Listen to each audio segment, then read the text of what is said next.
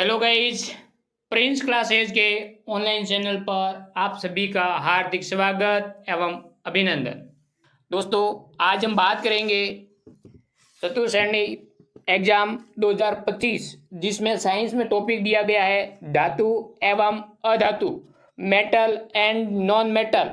इसकी आज हम विस्तार से बात करेंगे और आपका ये जो टॉपिक है आज पूरा का पूरा कंप्लीट करवाएंगे। इसलिए मित्रों, वीडियो को पूरा देखें, स्किप नहीं करें। मित्रों, आपके टॉपिक हैं धातु और अधातु, जिसको हम आज विस्तार से पढ़ने वाले हैं।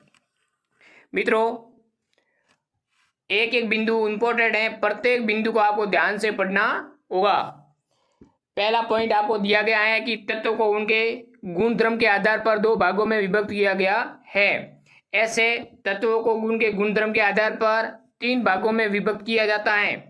पहला होता है धातु, दूसरा होता है अधातु और तीसरा एक बिंदु होता है जिसे कहते हैं उपधातु। क्या कहते हैं मित्रों? उपधातु। लेकिन आपके एग्जाम में ये उपधातु वाला टॉपिक नहीं दिया गया है, धातु और अधातु दिया गया है। तो आज हम विस्तार से बात करेंगे धातु और अधातु। क्लास को पूरा देखें, बीच में स्किप नहीं करें। और यदि चैनल पर नए हो तो वीडियो को लाइक शेयर एवं चैनल को सब्सक्राइब जरूर करें मित्रों। तो आपको समझ में आ गया होगा कि कितने भागों में बांटा गया है, दो भागों में, धातु और अधातु। लेकिन एग्जाम के अंदर आ जाए तो आपको बताना है तीन भागों में, धातु, अधातु और उपधातु। अब हम बात करेंगे आगे धातु के गुणधर्म कौन कौन से हैं उनके बारे में, और धातु पढ़ने के बाद में हम पढ़ेंगे अधातु। दोनों को हम एक एक करके पढ़ेंगे आज। अब पहला आता है धातु। धातु को इंग्लिश में क्या कहते हैं? मेटल कहते हैं।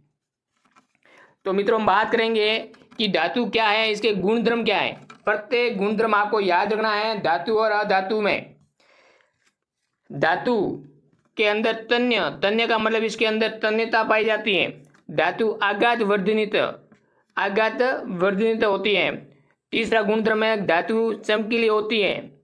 चौथा गुणधर्म है धातु ऊष्मा और विद्युत की सुचालक होती है। और पांचवा गुण होती है धातुएं ध्वनिक या स्वानिक नहीं है मित्रों, क्या है? ध्वनिक है। ध्वनिक या फिर सोनोरस होती है। ध्वनि का मतलब है ध्वनि को पीटने पर, धातु को पीटने पर ध्वनि उत्पन्न करती है। मतलब धातु को पीटने पर ध्वनि उत्पन्न करती है। पहला है तन्यता, दूसरा है आघात वर्धनीयता, तीसरा है चमकीली, चौथा गुणधर्म है धातु विद्युत व ऊष्मा के सुचालक, पांचवा गुणधर्म है आपके पास में धातु ध्वनिक या सोनोरस होती है। ध्वनि का मतलब धातु को पीटने पर क्या उत्पन्न होती है? ध्वनि उत्पन्न करती है। टोटल कितने गुणधर्म हो गए मित्रों? 5 गुणधर्म होते हैं और ये 5 गुणधर्म आपको याद रखने हैं। इसके बात करेंगे धातुओं के उदाहरण की। धातु के उदाहरण कौन कौन से हैं? आयरन, जिसको हम Fe से दर्शाते हैं। कॉपर, जिसे हम Cu से दर्शाते हैं। एल्यूमिनियम, Al से दर्शाते हैं। मैग्नीशियम, Mg से दर्शाते हैं। सोडियम, Na, जिंक, Zn, और लेड की बात करें तो Pb। ये क्या है? धातुओं के कुछ उदाहरण है। आपको ध्यान ये रखना है कि पृथ्वी के अंदर धातु, अधातु और उपधातु, उसमें सबसे ज़्यादा मात्रा किसकी होती है? धातु की, और सबसे कम अधातु की। ये भी आपको ध्यान रखना होगा। आगे हम बात करेंगे नेक्स्ट पॉइंट की। प्रत्येक पॉइंट महत्वपूर्ण है, सवाल को ध्यान से प्रत्येक बिंदुओं को ध्यान से पढ़ना है और उसके बाद में आपको नोट्स बनाना है। क्या करना है? नोट्स बनाना है। और यदि ऐसे नोट्स आपको अच्छे लगे तो कमेंट बॉक्स के अंदर जरूर लिखें कि सर ऐसे टाइपिंग करके नोट्स बनाए, उसके बाद में आप पढ़ाए। दूसरा बिंदु क्या है वो देखो, महत्वपूर्ण बिंदु है मित्रों, आपको ध्यान रखना होगा ये बिंदु।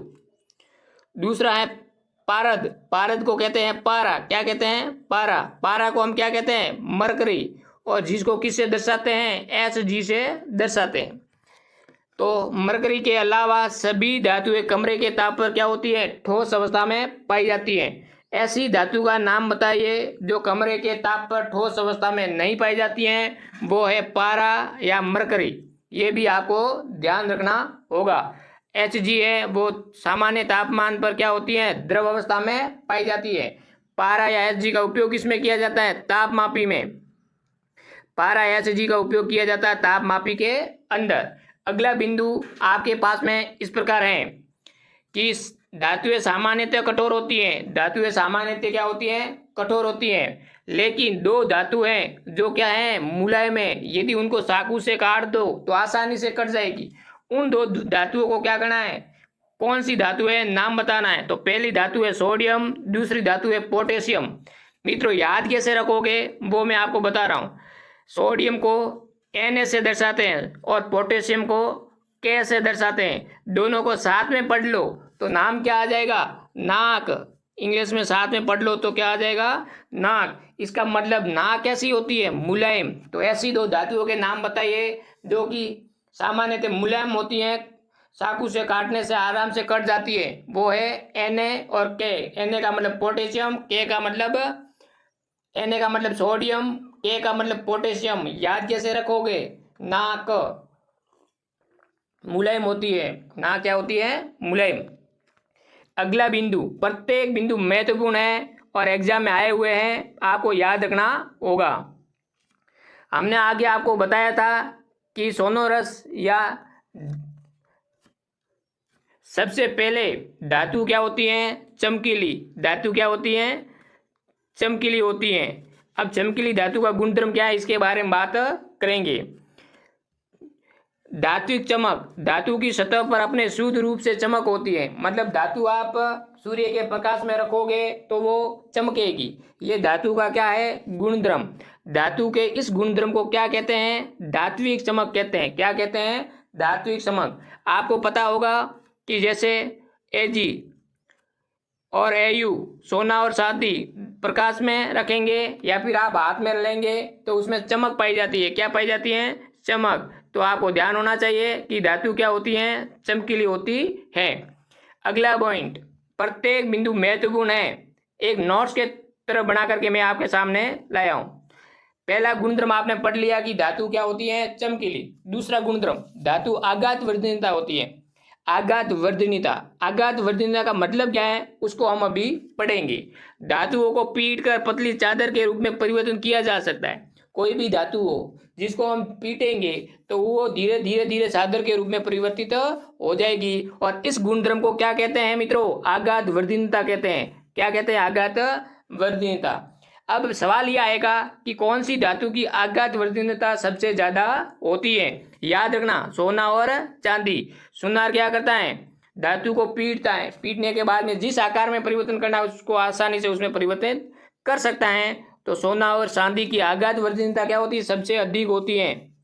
अगला बिंदु, अगला जो गुणधर्म है वो है तन्यता। तन्यता क्या है वो देखिए। धातुओं को पतले तार के रूप में खींचने की क्षमता को क्या कहते हैं? तन्यता। सबसे ज्यादा तन्यता किसमें होती है? सोने के अंदर होती है। यानी सोने को हम जितना खींच सकते हैं इतना लंबा तार के रूप में परिवर्तित किया जा सकता है। आगे हम बात करेंगे नेक्स्ट गुणधर्म की। प्रत्येक गुणधर्म महत्वपूर्ण है मित्रों, आपको याद रखना होंगे ये गुणधर्म। ध्वनिक, ध्वनिक को क्या कहते हैं? सोनोरस कहते हैं। जो धातु है, यहाँ धातुएं नहीं है, धातु है, टाइपिंग मिस्टेक हुई है मित्रों। जो धातुएं कठोर सतह से टकराने पर आवाज उत्पन्न करती हैं उसे क्या कहते हैं? ध्वनिक या सोनोरस कहते हैं। सोनोरस किससे बना है? साउंड से बना है। किससे बना है? साउंड। और साउंड का मतलब क्या होता है? इस ध्वनि। क्या होता है? ध्वनि। तो जैसे हम कहते हैं कि धातुएं कठोर सतह से टकराती हैं तो क्या उत्पन्न करती है? आवाज। और इस धातुओं के गुणधर्म को हम क्या कहते हैं? ध्वनिक कहते हैं। आगे हमने एक नोट लिख करके आपको बताया है कि सिल्वर और कॉपर उष्मा के अच्छे चालक होते हैं। आपको पता है कि अधिकांश धातुएं नहीं, पूरी धातुएं विद्युत और उष्मा के क्या होते हैं? चालक होते हैं। तो सिल्वर और कॉपर उष्मा के सबसे अच्छे चालक होते हैं। उष्मा के अच्छे चालक कौन से हैं? सिल्वर और कॉपर। हम सिल्वर का तो विद्युत तार के अंदर उपयोग कर नहीं सकते हैं तो किसका करते हैं? कॉपर का। ये भी आपको ध्यान रखना है। लेकिन महत्वपूर्ण है, ध्यान रखना है, ऐसी दो धातुओं के नाम बताइए जो उष्मा का क्या करती हैं? चालन नहीं करती हैं, कुचालक है। वो है लेड और मरकरी। उष्मा के क्या है? कुचालक है। याद रखना, Pb+Hg ये उष्मा की कुचालक धातुएं है। मोस्ट इंपोर्टेंट है, नोट लिख करके बताया है, आपको ध्यान रखना है। सबसे ज्यादा उष्मा की चालक धातुएं चांदी और कॉपर।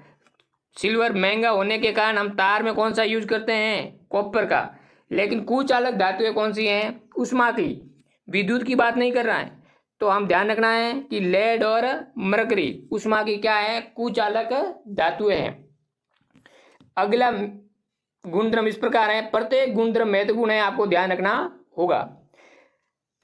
धातुएं विद्युत धनात्मक तत्व होती हैं, क्योंकि यह धातु को इलेक्ट्रॉन देकर के स्वयं क्या बन जाती है? धनायन बन जाती है। कैसे? वो देखो, हमारे पास एक तो धातु है सोडियम, दूसरी अधातु है क्लोरीन। सोडियम क्या करेगा? इलेक्ट्रॉन को त्यागेगा, इलेक्ट्रॉन त्याग करके अष्टक पूर्ण कर लेगा, एक इलेक्ट्रॉन त्याग दिया, ये इलेक्ट्रॉन क्लोरीन ग्रहण कर लेगा अधातु, और ये किस में बदल जाएगा? Cl- में। तो धातुएं धनात्मक तत्व होती हैं, मतलब इलेक्ट्रॉन को त्यागा और किस में बदल गई? धनायन के अंदर। लेकिन अधातु क्या करती हैं? इलेक्ट्रॉन को ग्रहण करती हैं और ऋणायन में बदल जाती है। यह भी महत्वपूर्ण है, आपको ध्यान रखना होगा। अगला बिंदु,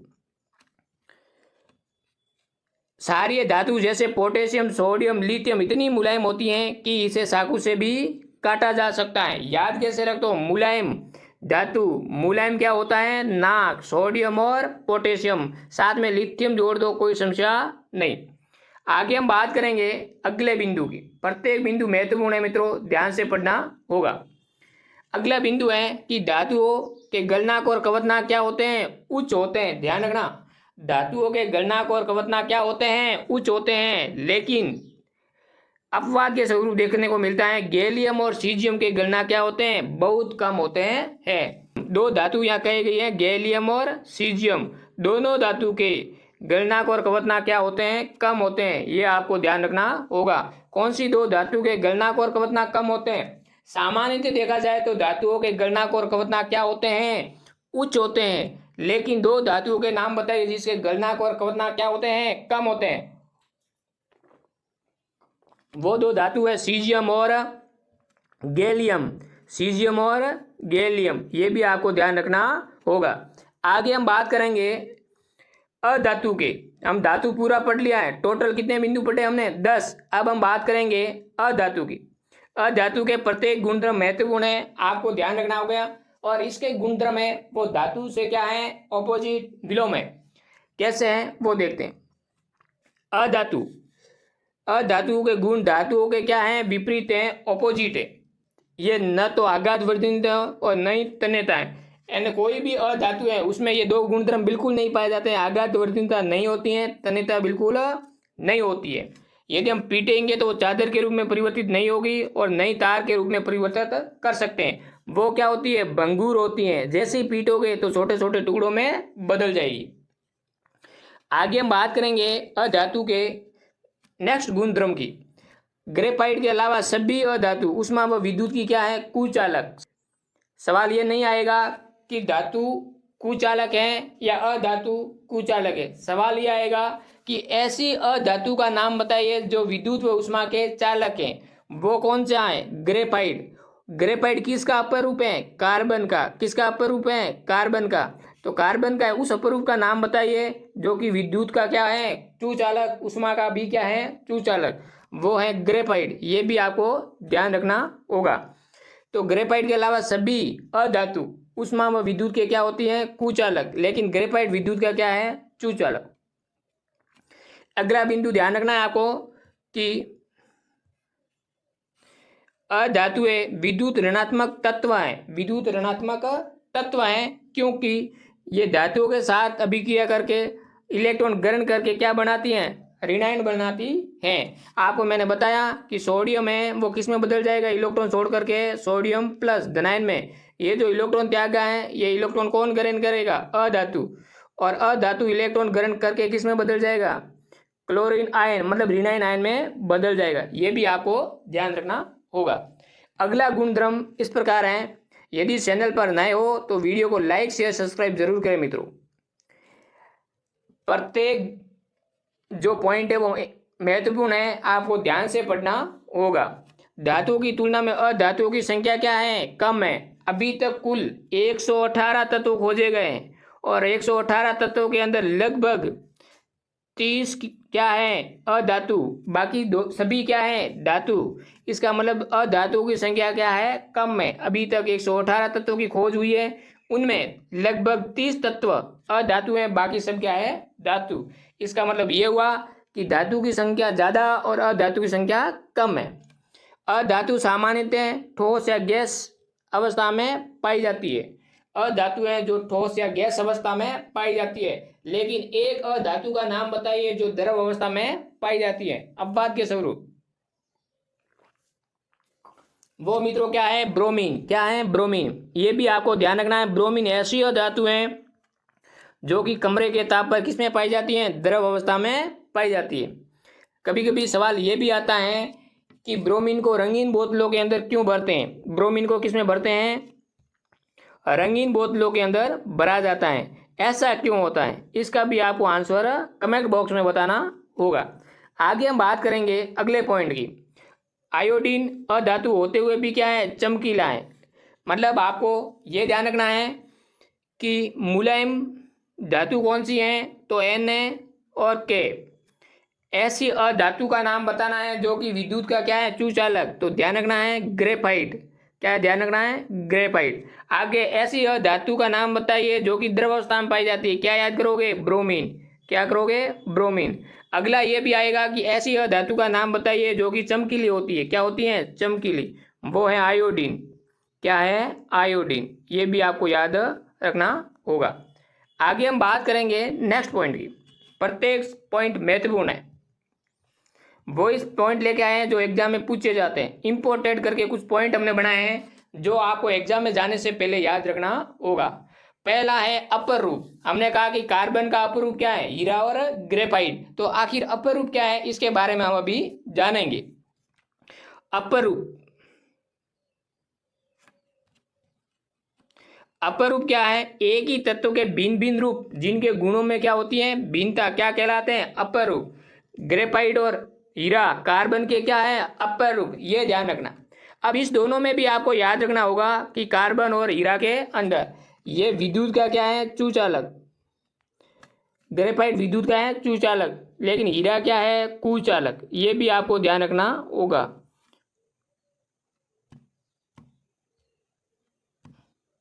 आगे आपको ध्यान रखना होगा कि हीरा इसमें परतीय संरचना पाई जाती है, एक दूसरे परत में होती हैं जैसे कि, लेकिन इसकी संरचना क्या होती है चतुष्फलकीय। क्या होती है चतुष्फलकीय संरचना होती है। इसमें मुक्त इलेक्ट्रॉन पाया जाता है, क्या पाया जाता है मुक्त इलेक्ट्रॉन पाया जाता है, लेकिन इस हीरे में मुक्त इलेक्ट्रॉन नहीं पाया जाता है, मुक्त इलेक्ट्रॉन नहीं पाया जाता है, ये भी आपको ध्यान रखना होगा। ये विद्युत का क्या है चूचालक, लेकिन हीरा क्या है कुचालक। आगे हम बात करेंगे नेक्स्ट पॉइंट की।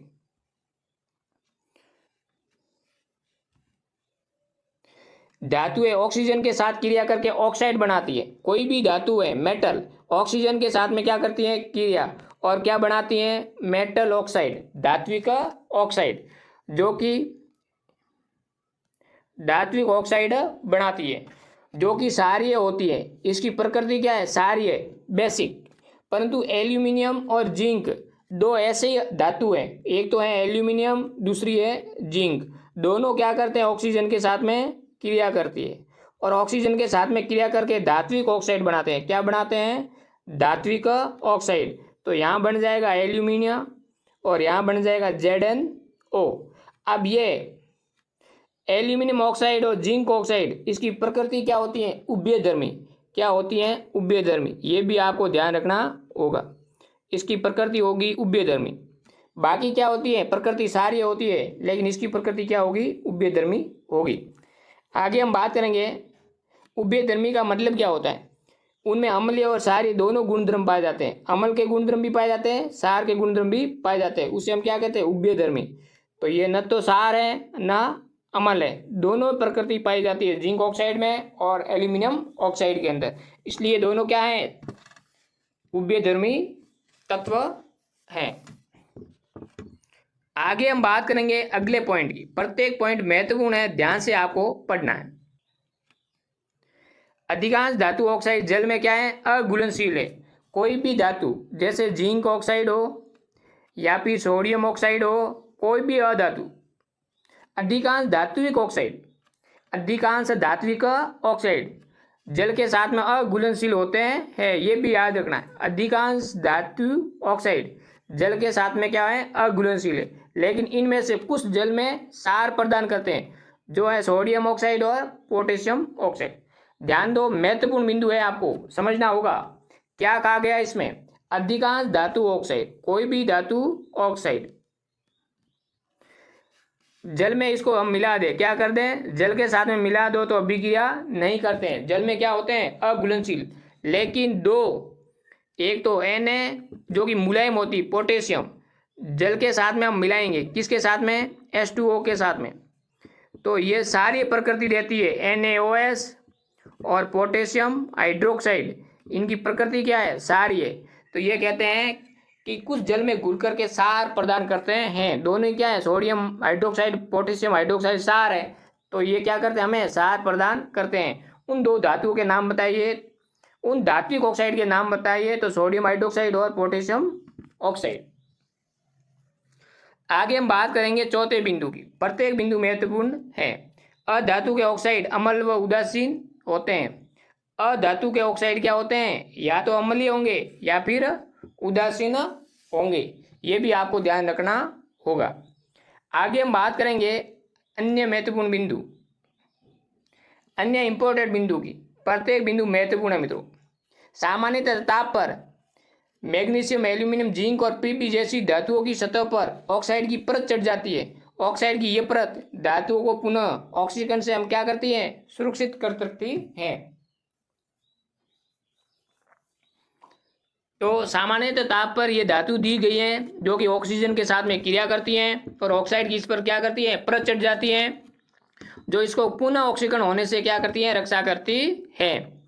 आगे यदि कोई धातु एल्यूमिनियम आपने ले ली और एल्यूमिनियम क्या कर दिया, ऑक्सीजन के साथ में क्रिया कर ली और एल्यूमिनियम के चारों ओर क्या हो गया, ऑक्साइड की परत जम गई। एल्यूमिनियम के चारों ओर क्या हो गया, एल्यूमिनियम के साथ ऑक्साइड की परत जम गई। इस क्रिया को क्या कहते हैं, एनोडीकरण कहते हैं। क्या कहते हैं, एनोडीकरण कहते हैं। सवाल यह आएगा, एनोडीकरण किसे कहते हैं, एल्यूमिनियम पर ऑक्साइड की मोटी परत चढ़ने की क्रिया को क्या कहते हैं, एनोडीकरण कहते हैं। अगला बिंदु, प्रत्येक बिंदु महत्वपूर्ण है मित्रों। ये आपको और महत्वपूर्ण सवाल आपके सामने इस प्रकार है। जल के साथ में भिन्न भिन्न धातुओं की क्रियाशीलता भी क्या होती है, भिन्न भिन्न होती है। भिन्न भिन्न धातुओं की क्रियाशीलता भी क्या होती है, भिन्न भिन्न होती है। धातुएं जल से क्रिया करके धातु ऑक्साइड व हाइड्रोजन प्रदान करती है और यह धातु ऑक्साइड पुनः जल से क्रिया करके धात्विक हाइड्रोक्साइड में बदल जाते हैं। किस प्रकार, वो समझे कि कोई धातु मान लो हमारे पास में है Zn और इसकी ऑक्सीजन के साथ में क्रिया करवाते हैं तो जिंक जल के साथ में क्रिया करवाते हैं, किसके साथ में, जल के साथ में, तो बन जाता ZnO प्लस साथ में क्या निकल जाती है, हाइड्रोजन गैस। और यह धातु ऑक्साइड पुनः किसके साथ में क्रिया करती है, जल के साथ में क्रिया करती है। अब ये किस में बदल जाएगा, जिंक हाइड्रोक्साइड में बदल जाएगा। तो ये कहा गया है कि धातुएं जल के साथ में क्रिया करके धात्विक ऑक्साइड प्लस गैस कौन सी उत्सर्जित होती है, हाइड्रोजन। लेकिन जिंक ऑक्साइड की वापस जल के साथ में अभिक्रिया करता है तो जिंक हाइड्रोक्साइड का निर्माण हो जाएगा या धात्विक हाइड्रोक्साइड का निर्माण हो जाएगा। ये भी आपको ध्यान रखना होगा। अगला बिंदु, प्रत्येक बिंदु महत्वपूर्ण है मित्रों। यहाँ कहा गया है कि जल के साथ में धातुओं की क्रियाशीलता या धातुएं किस प्रकार जल के साथ में क्रिया करती है। पहला बिंदु महत्वपूर्ण है, ध्यान रखना होगा। पोटेशियम सोडियम धातु ठंडे जल से क्रिया करती है। सवाल यह आएगा, ऐसी धातु के नाम बताइए जो कि ठंडे जल के साथ में क्रिया करती है। ठंडे जल के साथ में स्नान करती है को नाक, तो सोडियम और पोटेशियम ठंडे जल के साथ में क्रिया करती है, ये भी आपको ध्यान रखना होगा। कैल्शियम और मैग्नीशियम ये सारी धातु है और ये सारी मर्दा धातु है। कैल्शियम और मैग्नीशियम गर्म जल के साथ में क्रिया करती हैं। दूसरे वर्ग की जो धातु हैं वह गर्म जल के साथ में क्रिया करती हैं। मतलब यह सारी धातु और यह सारी मर्दा धातु क्षारीय मृदा धातु। तो आपको पहला पॉइंट है कि ठंडे जल के साथ में क्रिया करने वाली धातु पोटेशियम और सोडियम, गर्म जल से क्रिया करने वाली धातु कैल्शियम और मैग्नीशियम, और जल वाष्प के साथ में क्रिया करने वाली धातु एल्यूमिनियम, आयरन और जेडन जिंक। ये आपको ध्यान रखना होगा। एल्यूमिनियम है, आयरन है, जिंक है, ये जल वाष्प के साथ में क्रिया करती है। लेकिन पीबी, कॉपर, सिल्वर और गोल्ड ये जल के साथ में क्रिया नहीं करती है, ये भी आपको ध्यान रखना होगा। जल के साथ में कौन सी धातु क्रिया नहीं करती हैं, तो आपको ध्यान रखना होगा लेड, कॉपर, सिल्वर और गोल्ड जल के साथ में क्रिया नहीं करती है। सवाल यह आएगा कि Hg की क्रिया जल के साथ में करवाते हैं तो उत्पाद क्या बनेगा? कुछ उत्पाद प्राप्त नहीं होगा, क्योंकि सिल्वर है वो जल के साथ में क्रिया नहीं करती है। अगले हम बात करेंगे नेक्स्ट पॉइंट की।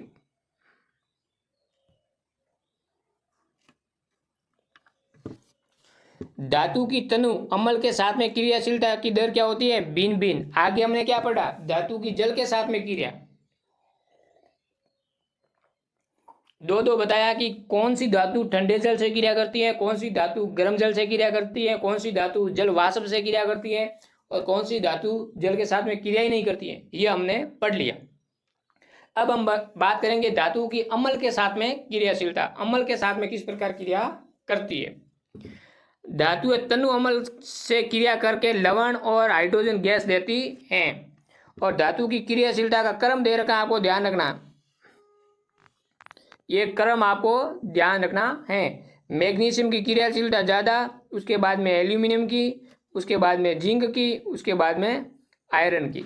ये चारों क्रियाशीलता का क्रम आपको याद रखना होगा। तो तनु अम्ल के साथ में क्रिया करके कौन सी गैस देती है? धातु हाइड्रोजन गैस। यहाँ हम समझ लेते हैं किस प्रकार ये क्रिया करती है। हमारे पास में धातु है सोडियम, उसकी हमने तनु एसिल हाइड्रोक्लोरिक अम्ल के साथ में क्या करवा दी? क्रिया करवा दी। तो हमारे पास में उत्पाद जो बना है वो आएगा NaCl, सोडियम क्लोराइड, और साथ में क्या बनेगा? हाइड्रोजन गैस निकलेगी। कौन सी गैस निकलेगी? Hydrogen gas. तो धातु अम्ल के साथ में क्रिया करके क्या बनाती है? लवण, साल्ट, और साथ में गैस कौन सी निकलती है? हाइड्रोजन। ये आपको समझ में आ गया होगा।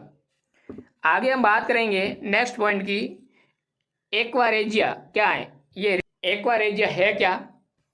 ये लैटिन शब्द है जो कहाँ से लिया गया है? रॉयल जल से लिया गया है। ये 3:1 में सांद्र हाइड्रोक्लोरिक अम्ल, मतलब 3 अनुपात में आपको लेना हाइड्रोक्लोरिक अम्ल HCl प्लस 1 अनुपात में आपको लेना है नाइट्रिक अम्ल HNO3 का मिश्रण है, और ये गोल्ड और प्लेटिनम को गलाने में समर्थ है। ये भी आपको ध्यान रखना है। एक्वारेजिया है क्या? तो हाइड्रोक्लोरिक अम्ल HCl और नाइट्रिक अम्ल HNO3, इसका क्या अनुपात होता है? 3:1। इसको क्या कहते हैं? एक्वारेजिया।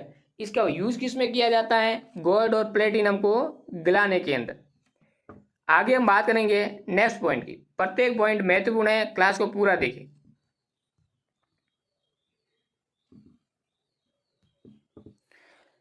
सक्रियता श्रेणी क्या होती है वो देखो। जब धातु की क्रियाशीलता के अवरोही क्रम में व्यवस्थित किया जाता है तो प्राप्त सूची को सक्रियता श्रेणी कहते हैं। धातुओं की अभिक्रियाशीलता का अवरोही क्रम इस प्रकार है। सबसे अधिक क्रियाशील धातु कौन सी है? पोटेशियम। ये सबसे अधिक क्रियाशीलता पोटेशियम, सबसे कम शीलता सोना मिनिमम। तो सबसे ज्यादा क्रियाशीलता पोटेशियम धातु, सबसे कम क्रियाशीलता सोना Au।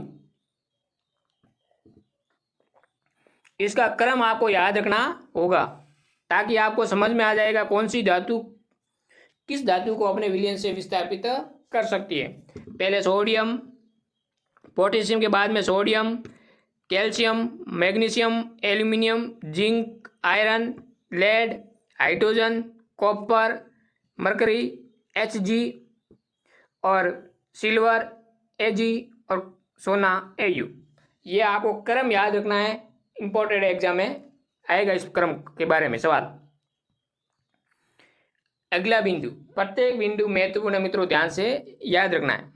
सक्रियता श्रेणी में हाइड्रोजन के ऊपर स्थित धातु है तनुज अम्ल से हाइड्रोजन को क्या कर देती है, विस्थापित। और जैसे जिंक है, आयरन है, लेड है, मैग्नीशियम, ये क्या करेगा, तनु अम्ल के साथ में क्रिया करेगा और वहां से क्या विस्थापित कर देगा, हाइड्रोजन गैस को विस्थापित कर देगा। आगे अधातु तनु अम्लों में से हाइड्रोजन को विस्थापित नहीं करते हैं, ये हाइड्रोजन के साथ अभिक्रिया करके क्या देते हैं, हाइड्राइड देते हैं। ये भी आपको ध्यान रखना होगा। तो ध्यान ये रखना है कि धातु जो तनु अम्ल के साथ में क्रिया करके कौन सी गैस देते हैं, हाइड्रोजन गैस देते हैं, वो भी सक्रियता श्रेणी में हाइड्रोजन के ऊपर वाली धातु है। और अधातु है वो तनु अम्ल के साथ में क्रिया करके हाइड्रोजन गैस को विस्थापित नहीं करते हैं, क्या करते हैं, हाइड्राइड बना देते हैं। ये भी आपको ध्यान रखना होगा। आगे अगला पॉइंट, वीडियो लंबा बनेगा, ध्यान से पढ़े, आपको महत्वपूर्ण जानकारी धातु और अधातु से देने वाले। अधिक क्रियाशील धातुएं अपने से कम क्रियाशील धातु को उनके लवण से विस्थापित कर सकती है। मतलब अधिक क्रियाशील धातुएं अपने से कम क्रियाशील धातु को उनके लवण के विलयन से विस्थापित कर सकती है। जैसे जिंक धातु कॉपर सल्फेट के विलयन से कम क्रियाशील धातु कॉपर को विस्थापित कर सकती है। यहाँ ध्यान रखें, एक तो है जिंक और दूसरा है कॉपर। सक्रियता श्रेणी में जाएंगे तो देखेंगे यहाँ पर कि ये जो जिंक है Zn वो यहाँ पाया गया है और कॉपर यहाँ है। तो यहाँ आपके पास में जिंक है और यहाँ क्या है, कॉपर। मानो कॉपर सल्फेट है तो ये अधिक क्रियाशील धातु है और ये कम क्रियाशील धातु है।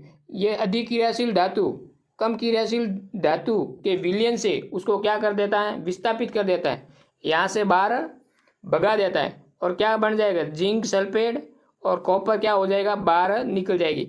मतलब अधिक क्रियाशील धातु है वो कम क्रियाशील धातु को उसके विलयन से क्या कर देता है, विस्थापित कर देता है। इसलिए आपको ये सक्रियता का क्रम है वो याद रखना होगा। तो आप देख चुके होंगे कि जिंक है वो कॉपर सल्फेट के विलयन में से कॉपर को क्या कर दिया, विस्थापित, खुद इसमें जाकर के जुड़ गया।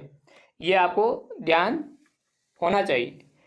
कॉपर सल्फेट का रंग कैसा होता है, नीला। जिंक सल्फेट क्या है, रंगीन। मतलब सवाल ये आएगा, कॉपर सल्फेट जो कि नीला रंग है, इसमें जिंक डालने पर क्या होगा, विलयन का जो नीला रंग है वो क्या हो जाएगा, गायब हो जाएगा। अगला पॉइंट, प्रत्येक बिंदु महत्वपूर्ण है मित्रों। जब धातु नाइट्रिक अम्ल के साथ में अभिक्रिया करती है तब हाइड्रोजन गैस उत्सर्जित नहीं होती है, क्योंकि नाइट्रिक अम्ल एक प्रबल ऑक्सीकारक होता है जो उत्पन्न हाइड्रोजन को ऑक्सीकृत करके जल बना देता है और स्वयं नाइट्रोजन के किसी ऑक्साइड में अपचित हो जाता है। महत्वपूर्ण बिंदु है, नाइट्रिक अम्ल की अभिक्रिया किससे करवाते हैं, किसी धातु के साथ में करवाते हैं तो हाइड्रोजन गैस उत्सर्जित नहीं होती है, क्योंकि HNO3 क्या है, प्रबल ऑक्सीकारक जो उत्पन्न हाइड्रोजन को क्या कर देता है, ऑक्सीकृत कर देता है और किस में बदल देता है, जल के अंदर बदल देता है। अगला पॉइंट, धातु अधातु में इलेक्ट्रॉन स्थानांतरण से बने यौगिक को आयनिक यौगिक या वैद्युत संयोजक यौगिक कहते हैं। जैसे सोडियम एक इलेक्ट्रॉन त्याग कर सोडियम आयन में बदल गया और ये त्यागा गया इलेक्ट्रॉन क्लोरीन ने ग्रहण कर लिया और क्लोरीन आयन में बदल गया और ये दोनों मिलकर के आयनिक यौगिक का निर्माण करते हैं।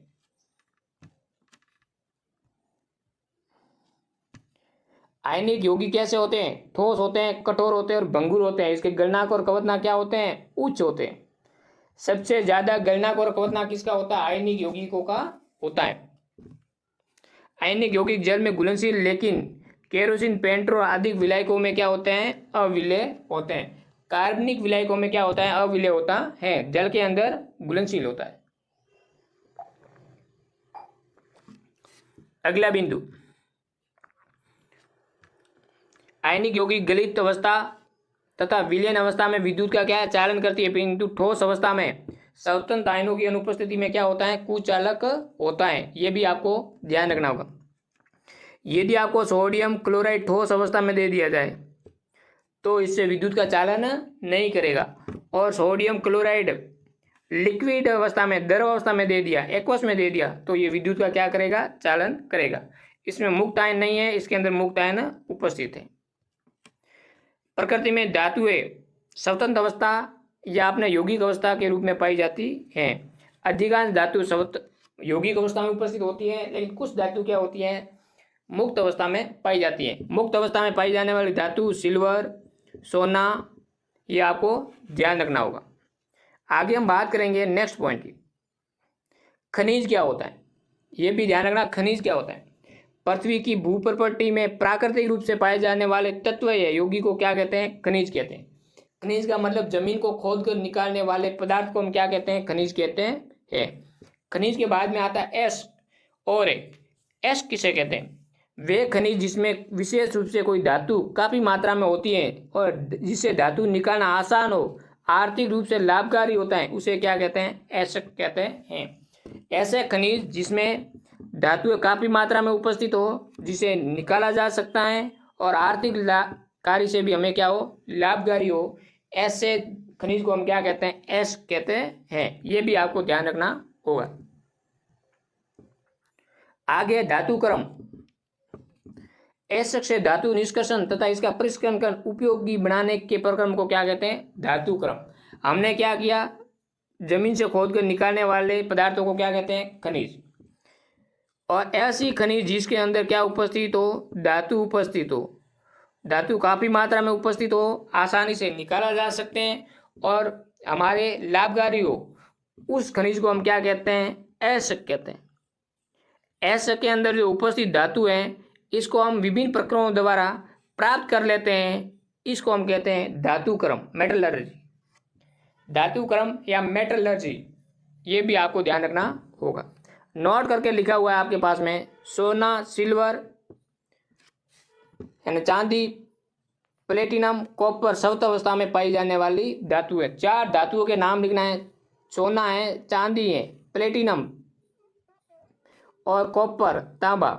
ये कौन सी अवस्था में पाए जाते हैं, मुक्त अवस्था में पाए जाते हैं। कॉपर तांबा के तार, प्लेटिनम के तार, और ये दोनों गहनों में यूज आती है।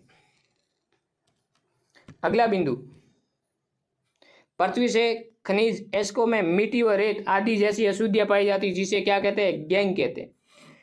मतलब हम खनिज में क्या होती है, धातु उपस्थित होती है, उसको एस कहते हैं। एस के अंदर अशुद्धियां पाई जाती है, जैसे मिट्टी के कण हैं, कंकड़ पत्थर हैं, पत्तियां हैं, इसको हम क्या कहते हैं, गैंग कहते हैं। क्या कहते हैं, गैंग। तो मिट्टी, रेत आदि अशुद्धियां पाई जाती है, जिसे क्या कहते हैं, गैंग कहते हैं। ये भी आपको ध्यान रखना होगा।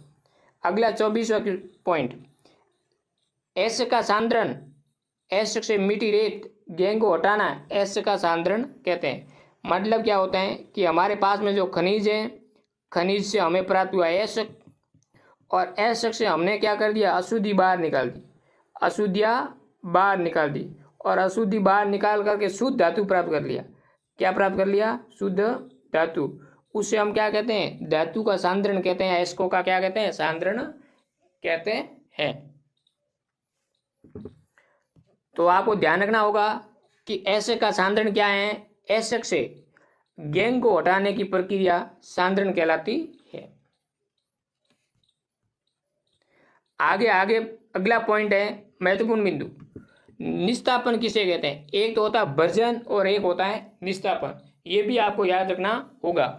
धातु कार्बोनेट, जल योजित धातु ऑक्साइड, एस्को का सीमित वायु में अधिक तापमान पर गर्म करने पर ऑक्साइड से ऑक्साइडों में परिवर्तित हो जाते हैं। ये प्रक्रिया क्या कहलाती है, निस्तापन कहलाती है। एक होता है भर्जन और एक होता है निस्तापन।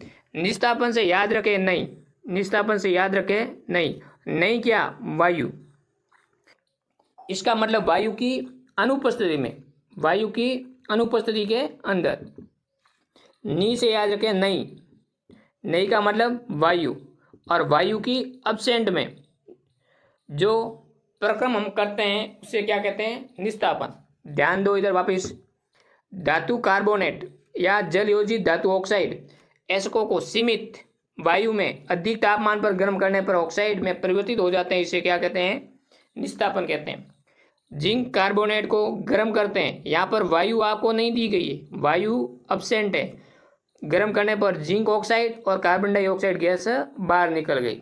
इस प्रक्रिया को हम क्या कहते हैं? निस्तापन कहते हैं। अगला है वर्जन। ध्यान दे इधर, धातु सल्फाइड एसिड को वायु की उपस्थिति में या वायु की उपस्थिति में कहा गया है, अधिक तापमान पर गर्म करने पर धातु ऑक्साइड में बदल जाती है। इस प्रक्रिया को क्या कहते हैं? वर्जन कहते हैं। मतलब जिंक सल्फेट ऑक्सीजन के साथ में क्रिया करवाते हैं वायु की उपस्थिति में, तो जिंक ऑक्साइड और सल्फर डाइऑक्साइड हमें प्राप्त होता है। इस प्रक्रिया को हम क्या कहते हैं? निस्तापन कहते हैं। वायु की उपस्थिति में है तो निस्तापन, वायु की अनुपस्थिति में है तो निस्तापन, और वायु की उपस्थिति में है तो वर्जन। आगे हम बात करेंगे नेक्स्ट पॉइंट की। थर्मिक अभिक्रिया क्या है? इंपॉर्टेंट है, एग्जाम में पूछे जाने वाली अभिक्रिया है। आयरन ऑक्साइड की अभिक्रिया एल्यूमिनियम धातु से करवाने पर अत्यधिक मात्रा में ऊष्मा उत्पन्न होती है। अत्यधिक मात्रा में क्या होती है? ऊष्मा उत्पन्न होती है, जिससे धातुएं गलित अवस्था में आ जाती हैं। इन दोनों के बीच की अभिक्रिया का उपयोग रेल की पटरी, मशीनों के पुर्जों की दरार को जोड़ने में किया जाता है। और ये कौन सी अभिक्रिया कहलाती है? थर्मिक अभिक्रिया कहलाती है। आयरन ऑक्साइड की अभिक्रिया एल्यूमिनियम के साथ में करवाते हैं तो अधिक मात्रा में क्या होती है? ऊष्मा। और ऊष्मा के कारण जो भी उत्पाद प्राप्त होते हैं वो किस अवस्था में होते हैं? गलित अवस्था में। और इसका उपयोग करते हैं रेल पटरियों या मशीन पुर्जों की दरारों को जोड़ने में। इस प्रकार की अभिक्रिया को कहते हैं थर्मिक अभिक्रिया कहते हैं। अगला बिंदु, प्रत्येक बिंदु महत्वपूर्ण है मित्रों, ध्यान से आपको पढ़ना होगा।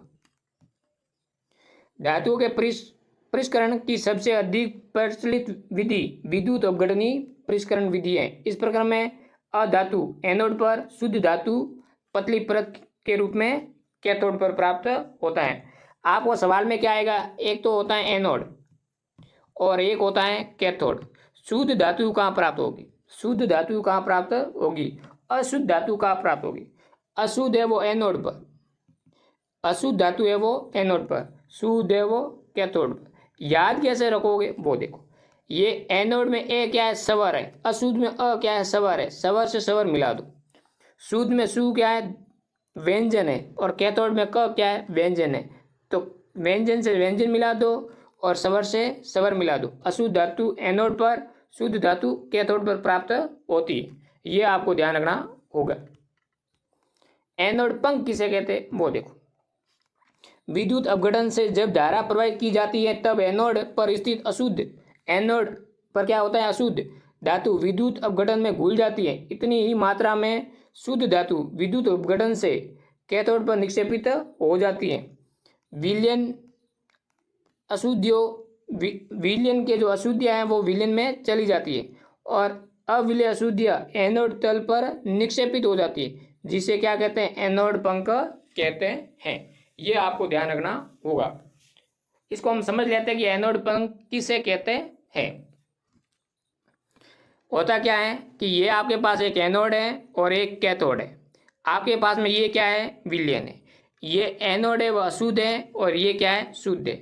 जैसे विद्युत धारा प्रवाहित करते हैं तो यहाँ से अशुद्धि गल के नीचे आती है और इसमें से धातु तो कैथोड पर क्या हो जाती है? जमा हो जाती है। और जो अशुद्धियाँ है बाकी वाली वो यहाँ जम करके नीचे तली के अंदर बैठ जाती है, एनोड के नीचे। इस एनोड के नीचे अशुद्धियाँ का जमा होना क्या कहलाता है? एनोड पंख कहलाता है। अगला पॉइंट, मिश्र धातु। दो या दो से अधिक धातुओं अथवा एक धातु एक अधातु के समांगी मिश्रण को क्या कहते हैं?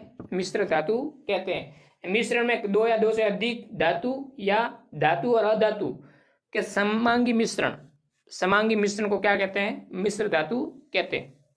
जैसे पीतल और तांबा जस्ता, मतलब आपके पास में क्या है? पीतल है। कौन सी दो धातु का मिश्रण धातु है? कॉपर और जेड एंड जिंक। ये ध्यान रखना, पीतल के अंदर तांबा और जस्ता। यदि आपके पास कांचा है, कांचा कौन सी धातु का मिश्रण है? पहला तो कॉपर और टिन एसन। फिर सोल्डर सीसा और टिन का मिश्रण। अमलगम किन्हीं अन्य धातु की पारा से क्रिया करके बनी मिश्र धातु है। यह आपको ध्यान रखना होगा। पित्तल किसका मिश्रण है? कांसा किसका मिश्रण है? सोल्डर सीसा और टिन इसका मिश्रण है। और अमलगम उसमें कम से कम एक धातु क्या होनी चाहिए? ये पारा Hg होनी चाहिए।